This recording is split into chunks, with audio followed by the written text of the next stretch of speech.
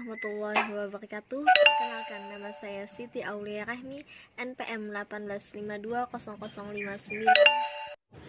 Perkenalkan, nama saya Sarina, NPM 18520113. Nama saya Hayatul Muhibbah, NPM 18520008. Kami mahasiswi dari Fakultas Studi Islam Universitas Islam Kalimantan Muhammad Arsad Al-Banjari Banjarmasin. Video ini kami persembahkan untuk memenuhi tugas mata kuliah Pendidikan Matematika SD atau MI yang diampu oleh Bapak Muhammad Fahmi Arifin, MPD. Assalamualaikum warahmatullahi wabarakatuh. Di sini saya akan mempresentasikan tentang teori perilaku dan implikasi teori perilaku dalam pembelajaran matematika, serta teori belajar kognitif dan implementasi teori belajar kognitif pada pembelajaran matematika. Di sini saya langsung saja akan menjelaskan yang pertama, yaitu tentang proses pembelajaran. Proses pembelajaran merupakan proses yang terdapat interaksi antara guru dan siswa yang bersifat timbal balik, di mana dalam proses pembelajaran terdapat upaya bersama antara guru dan siswa untuk berbagi dan mengolah informasi dengan harapan pengetahuan yang diberikan oleh guru dapat bermanfaat dalam diri siswa dan menjadi landasan pembelajaran lanjutan. Di sini ada beberapa dalam proses pembelajaran, yaitu diantaranya yang pertama, tujuan proses. Belajar merupakan suatu bentuk kegiatan untuk mencari pengetahuan intelektual para siswa yang merangsang keingintahuan serta memotivasi kemampuan mereka, di mana proses belajar siswa perlu mencapai ketercapaian pembelajaran. Menurut Dahar 1996, tujuan proses pembelajaran adalah untuk memperoleh pengetahuan dengan suatu cara yang dapat melatih kemampuan. Di sini ada juga tujuan pembelajaran dibagi atas beberapa aspek. Yang pertama yaitu kognitif. Kognitif yaitu kemampuan intelektual. Yang kedua, aspek efektif, perkembangan moral. Aspek psikomotorik yaitu keterampilan. Dalam hal ini, tujuan yang mesti dicapai dalam proses pembelajaran tidak hanya paham dalam menerima materi saja, perlu pencapaian moral yang baik yang dapat menjadikan siswa berperilaku baik yang dapat mendorong situasi proses belajar yang baik. Begitu pada aspek psikomotorik, dalam belajar juga perlu ketercapaian keterampilan siswa. Dengan tercapainya tujuan pemahaman yang sesuai harapan dan siswa memahami konsep-konsep dasar, maka pembelajaran matematika itu akan mudah dan tidak sulit. Di sini ada beberapa komponen, yaitu yang pertama adalah guru. Guru merupakan subjek utama dalam proses pembelajaran. Guru memberikan materi pembelajaran atau materi ajar. Tidak hanya itu, guru juga sebagai sumber bahan yang menyampaikan materi dan sejumlah ilmu pengetahuan. Yang kedua ada siswa. Siswa termasuk komponen kedua dalam proses pembelajaran. Siswa dijadikan subjek dalam belajar ketika guru memberi materi bahan ajar. Yang ketiga adalah materi ajar. Materi ajar merupakan komponen yang sangat penting dan sangat dibutuhkan dalam proses pembelajaran. Yang keempat adalah metode pembelajaran, memberikan materi ajar agar dapat dipahami dan dimengerti siswa. Yang materi ajar merupakan komponen yang sangat penting dan sangat dibutuhkan dalam proses pembelajaran. Yang keempat adalah metode pembelajaran, memberikan materi ajar agar dapat dipahami dan dimengerti siswa. Yang kelima yaitu media pembelajaran. Yang keenam, pembelajaran komponen terakhir dalam pembelajaran yang bertujuan untuk menilai, mengukur, mengetahui ada tidaknya ketercapaian tujuan pembelajaran yang sudah berlangsung, serta untuk mengetahui ketepatan metode yang diberikan guru ketika pembelajaran. Yang kedua yaitu teori-teori belajar matematika. Di sini ada aplikasi teori Trondix dalam pembelajaran matematika. Yang pertama yaitu guru harus tahu bahwa siswa lebih minat belajar ketika mereka merasa berkebutuhan dan berkepentingan pada pembelajaran tersebut. Yang kedua, kesiapan merupakan persyaratan untuk belajar. Karena itu guru disarankan untuk mempertimbangkan kemampuan mental atau kognitif peserta didik serta merencanakan kurikulum atau isi instruksional. Yang ketiga, di sini ada guru harus menyadari fakta bahwa siswa ingin mengulang tindakan yang mereka terima sebagai hal positif. Yang keempat, guru harus selalu menghadirkan bahan secara logis dan cara yang lebih koheren. Yang kelima, guru harus mempertimbangkan penggunaan hukum sebagai pilihan terakhir dalam mengurangi perilaku yang tidak diinginkan di kelasnya. Ini disebabkan hukum yang tidak benar-benar mengatasi masalah atau itu akan membuat siswa menjadi lebih keras di kelas.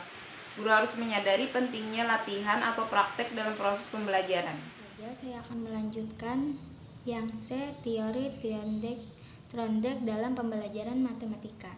Pada proses pembelajaran telah dibahas bahwa terdapat komponen-komponen pembelajaran yang menunjang pembelajaran demi ketercapaian tujuan pembelajaran. Salah satunya adalah metode pembelajaran. Apabila terdapat guru dan siswa sebagai subjek dan materi ajar yang disampaikan, maka perlu adanya metode pembelajaran yang harus dibuat agar bisa mencapai tujuan pembelajaran. Metode setiap guru dalam menyampaikan materi pastilah berbeda, tetapi metode pembelajaran yang tepat adalah metode pembelajaran yang sesuai dengan keadaan siswa. Metode yang digunakan haruslah sesuai standar kompetensi pembelajaran yang tidak dianggap menyeleweng. Berbicara tentang matematika merupakan ilmu yang tidak ditalar, sehingga perlu pemahaman yang baik dan mempelajarinya. Guru matematika yang profesional dan kompeten mempunyai wawasan dan landasan yang luas yang dapat dipakai dalam perencanaan dan pelaksanaan pembelajaran matematika. Wawasan itu berupa dasar-dasar belajar yang dapat diterapkan untuk pengembangan dan perbaikan pembelajaran. Salah satunya, teori belajar yang dapat diterapkan adalah teori Trondheim. Teori Trondheim dianggap sesuai dengan konsep pembelajaran matematika sekolah. Pemberian belajar ini cocok karena dapat mengembangkan cara berpikir siswa. D. Konsep belajar teori Trondheim. Menurut Trondheim, Budiningsih 2005-21, belajar adalah proses interaksi antara stimulus dan respon. Stimulus yaitu apa saja yang dapat merangsang terjadinya kegiatan belajar seperti pemikiran, perasaan atau hal-hal yang lain yang dapat diungkap melalui alat indera. Sedangkan respon yaitu reaksi yang dimunculkan peserta didik ketika belajar, yang juga dapat berupa pikiran, perasaan, atau gerakan atau tindakan. Trondheim dalam teori belajarnya mengungkapkan bahwa setiap tingkah laku makhluk hidup itu merupakan hubungan antara stimulus dan respon.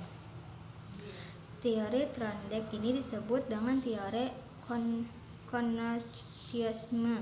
Belajar adalah pembentukan hubungan stimulus dan respon sebanyak-banyaknya. Adanya stimulus diterapkan akan timbul respon yang maksimal. Teori ini sering juga disebut dengan teori trial and error.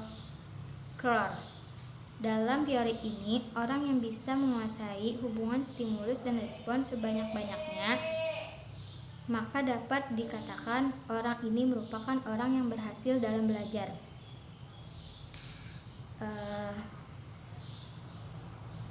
Trondheim menemukan ada 3 pokok dalam belajar, yaitu hukum kesiapan.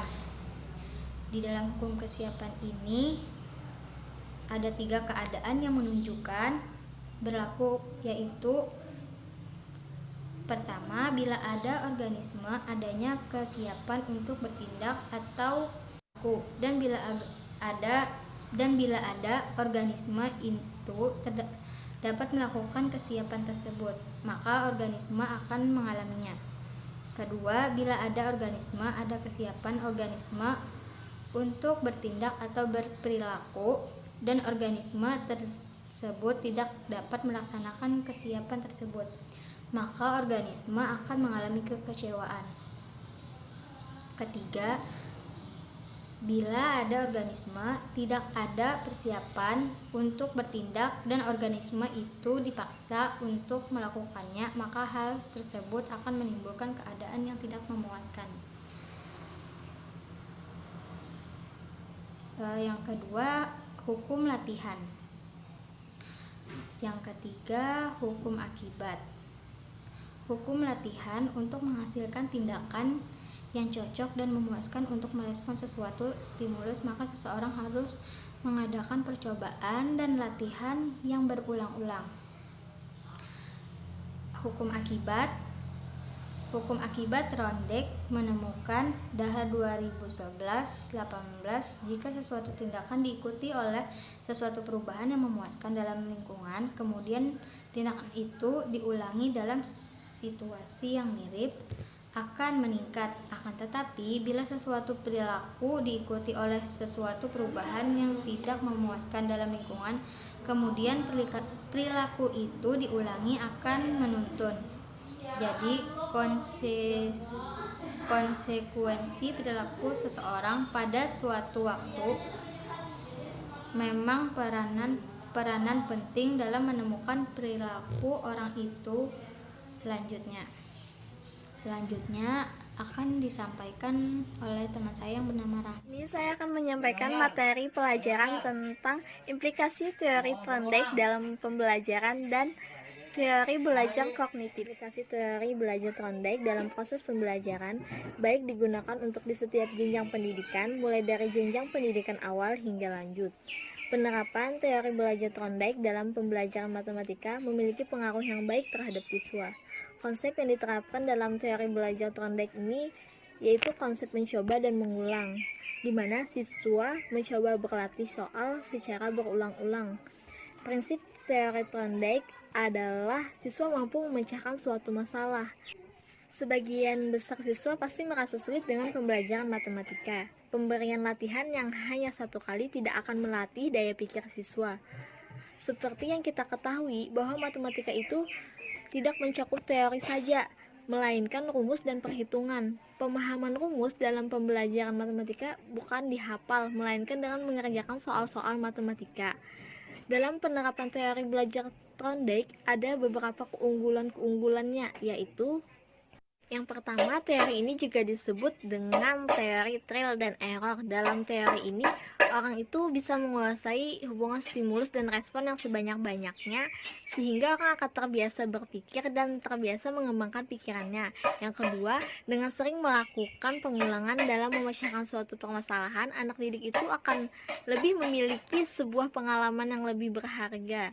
Nah, tidak hanya keunggulan dalam teori ini juga ada kelemahannya, yaitu yang pertama, terlalu memandang manusia itu sebagai mekanisme dan otomatisme.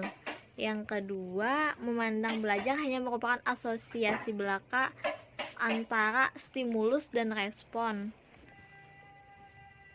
Nah, yang ketiga itu karena belajar secara mekanistis, maka pengertian itu tidak dipandang sebagai suatu yang pokok dalam belajar. Mereka itu mengabaikan pengertian sebagai unsur yang pokok dalam belajar. Implikasi dari teori Thorndike ini dalam proses pembelajaran dirasakan kurang memberikan ruang gerak yang bebas bagi pelajar untuk berkreasi, bereksperimentasi, dan mengembangkan kemampuannya sendiri, karena sistem pembelajaran tersebut itu bersifat otomatis, mekanis dalam menghubungkan stimulus dan respon, sehingga terkesan seperti kinerja mesin atau robot.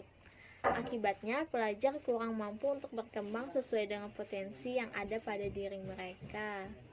Nah, yang F, teori belajar kognitif.